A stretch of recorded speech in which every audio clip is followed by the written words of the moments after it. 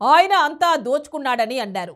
అందిన కాడికి ఆస్తులు పోగేసుకున్నారని ఆరోపణలు చేశారు. తనను గెలిపిస్తే అన్నీ సరిదిద్దుతానని చెప్పారు. తాను గెలిచాక ఆయన అవినీతి అక్రమాలు బయట పెడతానని, బాధితులకు న్యాయం చేస్తానని హామీ ఇచ్చారు. తీరా ఎన్నికల్లో గెలిచాక ఆయన బాటలోనే ఈయన దోచుకుంటున్నారు. కాదు, మాజీ ఎమ్మెల్యేకు మించి దండుకుంటున్నారనే ఆరోపణలు ఎదుర్కొంటున్నారు. ఇంతకీ ఎవరా ఎమ్మెల్యే?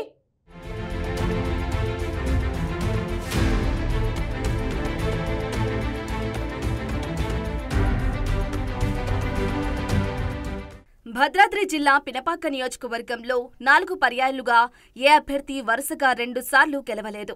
అక్కడి నుంచి ఇప్పటి వరకు 3 సార్లు కాంగ్రెస్, ఒక్కసారి వైసీపీ గెలిచింది. పినపాక నుంచి పాయం వెంకటేశ్వర్లు ఒకసారి కాంగ్రెస్ నుంచి, ఒకసారి వైసీపీ నుంచి, రేఖా కాంతారావు 2 సార్లు కాంగ్రెస్ నుంచి గెలిచారు. ఈ ఇద్దరికి వరుసగా 2 సార్లు నియోజకవర్గ ప్రజలు అవకాశం ఇవ్వలేదు.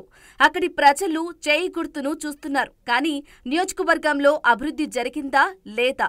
గెలిచిన వారు ఏం చేశారు, ఓడిన వారు ప్రతిపక్ష హోదాలో ఏం చేశారని పట్టించుకోకుండా పార్టీకే జయకొడుతున్నారు.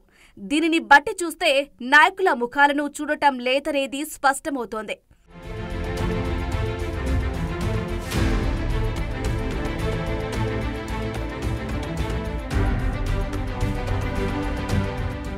అయితే కాంగ్రెస్ పార్టీపై గెలిచిన ఎమ్మెల్యే పాయం వెంకటేశ్వర్లు ఎన్నికల సమయంలో నియోజకవర్గ ప్రజలకు న్యాయం చేస్తానని, అభివృద్ధికి కృషి చేస్తానని, లేదంటే ఎమ్మెల్యే పదవికి రాజీనామా చేస్తానని బాండ్ పేపర్ రాసి మంగమ్మ శపథం చేశారు.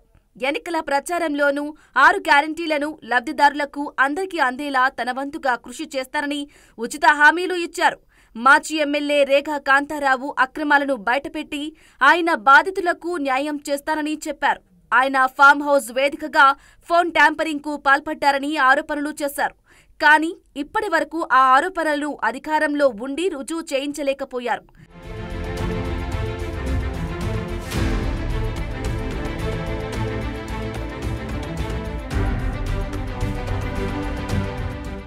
గతంలో ఎమ్మెల్యేగా రేఖా కాంతారావు ప్రతి కాంట్రాక్టర్ దగ్గర కమిషన్లు తీసుకున్నారని, ఇసుకను దోచుకున్నారని విమర్శలు గుప్పించారు. కాంగ్రెస్ సర్కారు అధికారంలోకి వచ్చిన తరువాత ఇసుక మాఫియాను అడ్డుకుంటామని, కాంట్రాక్టర్లు స్వేచ్ఛగా నాణ్యత ప్రమాణాలు పనులు చేసుకునేలా చర్యలు చేపడతామని మాటలు చెప్పారు.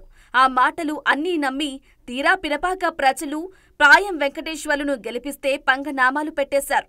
ఏవైతే అక్రమాలకు అడ్డుకట్ట వేస్తానని చెప్పారో ఆయనే రేఖా కాంతారావును మించి దోచుకోవటం మొదలుపెట్టినట్లు నియోజకవర్గం మొత్తం కోడై కూస్తోంది.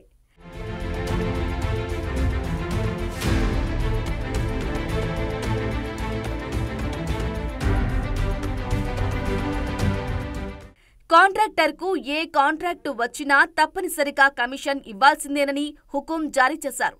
తాను గెలవక ముందు కాంట్రాక్టు తీసుకుని ఇప్పటికీ పనులు చేస్తున్న వారు కూడా కమిషన్లు తప్పనిసరిగా ఇవ్వాలని డిమాండ్ చేస్తున్నారు.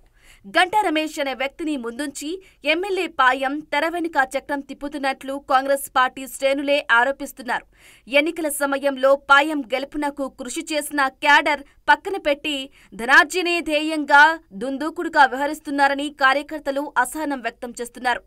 గంటా రమేష్ కే పూర్తి ప్రాధాన్యతను ఇస్తూ ఆయనతో అక్రమాలకు పాల్పడుతున్నారని ఆరోపిస్తున్నారు.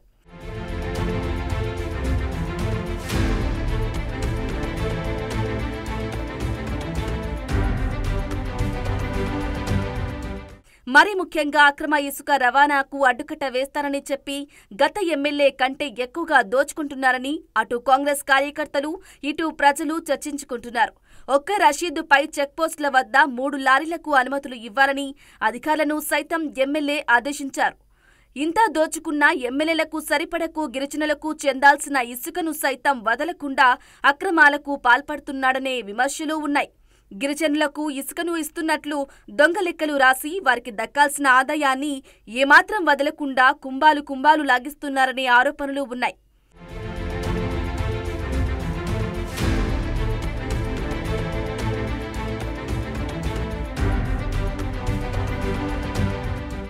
ఎమ్మెల్యే పాయం వెంకటేశ్వర్లుపై వస్తున్న ఆరోపణలపై పార్టీ పెద్దలు, ప్రభుత్వం చర్యలు తీసుకోవాలని అటు హస్తం నేతలు, ఇటు ప్రజలు కోరుతున్నారు.